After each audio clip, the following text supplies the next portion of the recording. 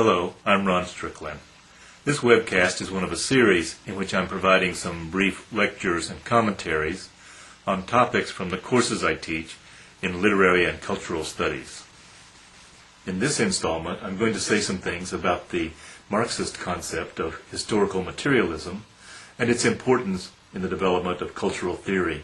I'll begin by situating the Marxist conception of history in relation to other conceptions of history. History, as we commonly understand the term, is in fact a decidedly modern concept. From the perspective of modernity, the ancient historians might rather be considered chroniclers. They recorded the triumphs and defeats of rulers and warriors without the modernist assumption that these events were leading to any necessarily progressive advance of civilization. The early Christian period was characterized by a still more contemptuous attitude toward history. Human history was seen as inconsequential in light of the spiritual truth of Christianity. This attitude can be seen, for example, in St. Augustine's autobiographical Confessions. For Augustine, everything that happened in his life prior to his conversion to Christianity was meaningless. Christ was the Alpha and the Omega, the beginning and the end of meaningful human existence. Later Christian writers interpreted history in a way that came to be called providential history. An example of providential history can be seen in Sir Walter Raleigh's History of the World, written at the beginning of the 17th century. In Raleigh's account, world-changing events, such as the discovery of the Americas, are seen as evidence of God's preordained plan for humanity. History involves real change in the lives of humans, but this change is controlled by God, not by the humans themselves. The conception of history advanced by George Friedrich Wilhelm Hegel in the early 19th century assumes that the trajectory of history follows a progressive path. The assumption is that humans learn from their past experiences and that human society becomes more and more civilized. Hegel's conception of history is characteristically modern. For Hegel, humans are the active agents of history through a process known as the dialectic. History, Hegel argued, is a dynamic process in which a dominant idea, termed a thesis, is opposed by another idea, an antithesis, and the resulting confrontation of ideas produces a third way, a synthesis, in which the two opposing tendencies are reconciled in a combination that includes elements of the original ideas, but which represents an advance of humanity not possible in the previous framework of understanding. Significantly, for Hegel, the realm of ideas is the driving force of history. It is ideas that determine historical change, that determine the social experience of humans. Marx and Engels developed their theory of historical materialism in direct response to Hegel's concept of the dialectic. Like Hegel, Marx and Engels see history as a consequence of human agency. They have a progressive rather than a fatalistic or providential view of historical development. But whereas Hegel had seen the dialectic as a clash of ideas, Marx and Engels see material conditions as a driving force in history. Thus, Marx and Engels famously turned Hegel on his head. For Hegel, ideas drive historical change, but for Marx and Engels, material conditions, in particular the economic forces of production and the economic relations of production, set the terms for the development of human knowledge and society. The Marxist theory of historical process, then, corresponds to the Marxist concept of base and superstructure, in which the base represents the material conditions and the superstructure is the realm of ideas.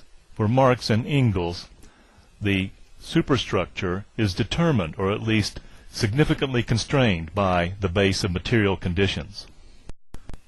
Marx and Engels describe this relationship between base and superstructure in slightly different ways in different places in their writings. One example is from the preface to A Contribution to the Critique of Political Economy, where Marx states, "The totality of the relations of productions constitutes the economic structure of society, the real foundation on which arises a legal and political superstructure and to which correspond definite forms of social consciousness. The mode of production of material life conditions the general process of social, political, and intellectual life. It is not the consciousness of men that determines their existence, but their social existence that determines their consciousness." This statement represents one of the most powerful insights of the Marxist analysis of culture. Hence, for example, A political concept such as democracy cannot be understood as an idea developed in an abstract philosophical system, which is eventually put into concrete practice by a group of enlightened political leaders. Rather, the idea of democracy is made possible by a concrete set of material conditions in the first place. And whether or not and to what extent this idea can be realized in any given society will depend upon the material conditions prevalent in that society. The preface to a contribution to the critique of political economy also provides an account of historical change. Marx recognizes that levels of productive forces are dynamic and will eventually outgrow the capacity of a given set of relations of production to sustain their growth. At a certain stage of development, Marx writes, the material productive forces of society come into conflict with the existing relations of production, or, what is but a legal expression for the same thing, with the property relations within which they have been at work hitherto. From forms of development of the productive forces, these relations turn into their fetters. Then begins an epoch of social revolution. With the change of economic foundation, the entire immense superstructure is more or less rapidly transformed. In considering such transformations, a distinction should always be made between the material transformation of the economic conditions of production, which can be determined with the precision of natural science, and the legal, political, religious, aesthetic, or philosophic, in short, ideological forms in which men become conscious of this conflict and fight it out.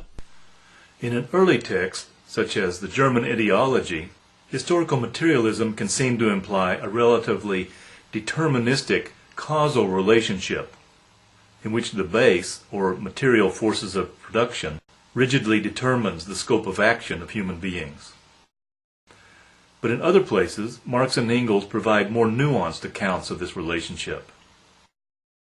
For example, in the 18th Brumaire of Louis Napoleon, Marx writes, Men make their own history, but they do not make it as they please. They do not make it under self-selected circumstances, but under circumstances existing already, given and transmitted from the past.